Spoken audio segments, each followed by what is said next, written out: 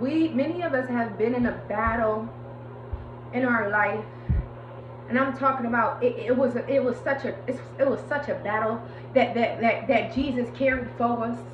And I mean, we didn't even truly understand every single detail of the situation or scenario until we started to walk out the journey.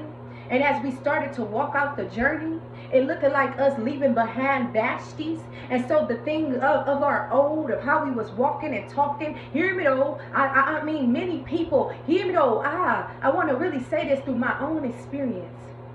There was a season in my life where I thought I had to be so tough, so strong.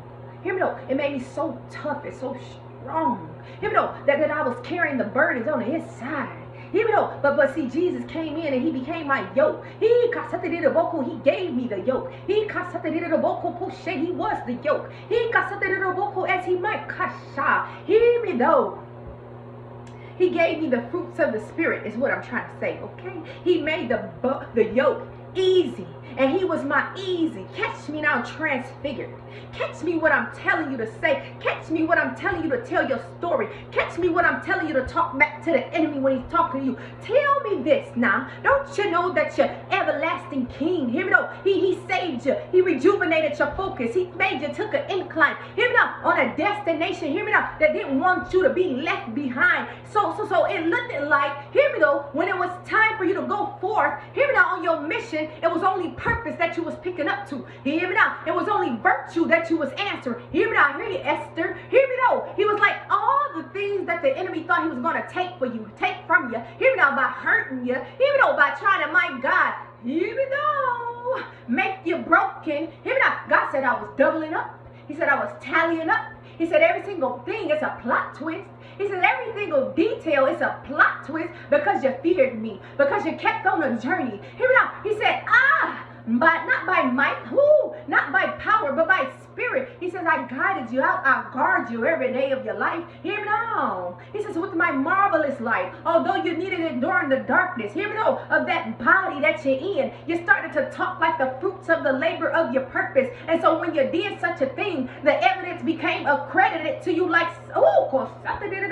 Abraham, and many some of Samson. When Samson had to cry out to the Philistines and say, God, just one more last time, if you let me wipe out my enemies, if you let me take down their towers, if you let me crush their altars, if you let me take down their cities, God, I beg, just lay your hand on, give me your strength, Lord. If you just give me your strength one last time, Lord, let me do it right. You know, let me do it right.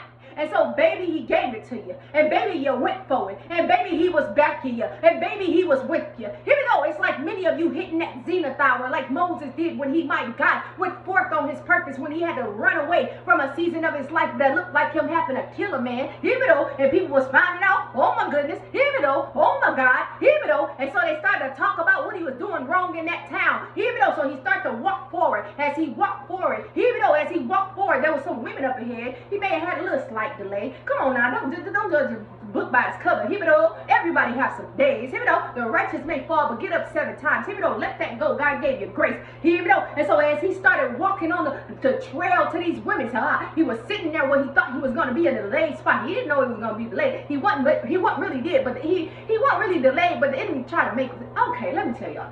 Plot twist. He went forth, and one day he seen a burning bush. As he seen a burning bush, thank you, Jesus. As he seen a burning bush, hear me now. As he seen the burning bush, he started to look into the bush there. He was like, whoa, it's not burning. Why is it not? Okay, it's not consumed. I'm paraphrasing. It's not consumed. We're giving a story here. It's not consumed. Why is this bush not consumed? Why is this bush not burning or setting everything on fire? Hear me now. And so listen, as he was going forth, God started to send the angel of the Lord to him. Hear me though. Hear me though, with a flame. Hear me now, a fire. Hear me though. And so that same thing that was on fire, but he was like, it didn't burn up everything. Why did it burn up? Because he was walking into the zenith hour where he was going to become the fire and the flame. He was walking into the zenith hour where his purpose, my God, he had to witness it in retrospect. He had to see it from another perspective. He had to see who was going to be with him. And so when he first walked into the area, or we can say the room for us, or you, here we go. And so